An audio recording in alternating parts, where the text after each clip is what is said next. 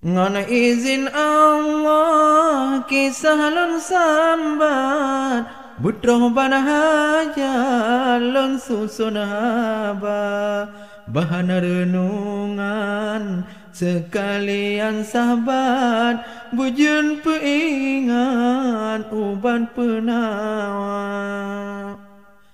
Yung pontan kendro ganto nasihat Beroh bujahat setan pedaya Ngon nada baca habata surat Niat-niat yang jahat hana roh kerija Dengar sedara habalan surat Kadang cin mehat jenuh peguna Pualam nyohaba jaga syariat Asoji syarat dakwah agama Bukan tak sayang si bintang takat Syayatanmu pada udonya Lepas tak sayang bidang syariat Timungan bara sang ramala Donya ka akhir jahil patat Urang dikarat ni babodonya Munyo agama cumanan mulat Mekong haletat bak manusia Ngon dua mata tekalan mehat Letat bujahat dusun ngon kota Urang ledosa nanyang kamu retat Akan hazarat di patehana Judi ngan zina cina tiam saat Urang kabatat tuhangan muda Teror pohmu poh relah syariat Moral dum umat letan kacupa Dalam berita lehaba jahat Kriminal jetpat urang kerja Awam ngoncarong ngongon badat Iman rusak adat relah etika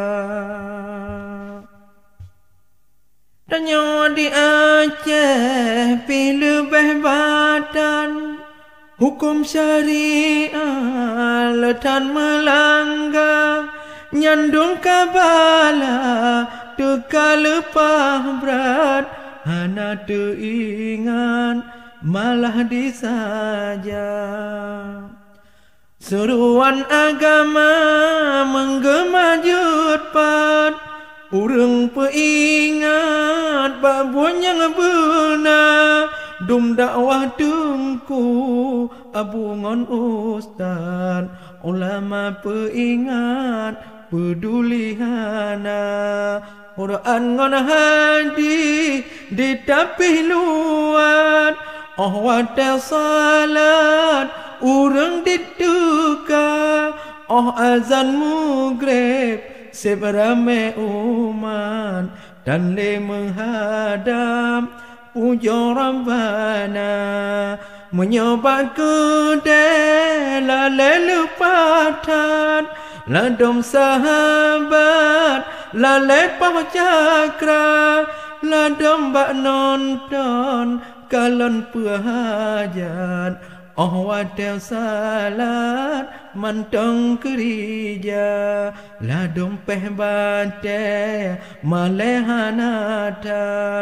Gom kalon luan gom nyan biasa Lam gang kude legu ingat So nyang peingat jidengohana Bun urang agam menan kaletat yang cukup hebat cita roh bola Antroh gampong sodukong tat berat Sanggadoh ingat Tuhan muda Letandum lain semakin kabrat Melanggar syariat di Aceh Raya Menyota tulis han abe surat Garap tiap saat urang kerja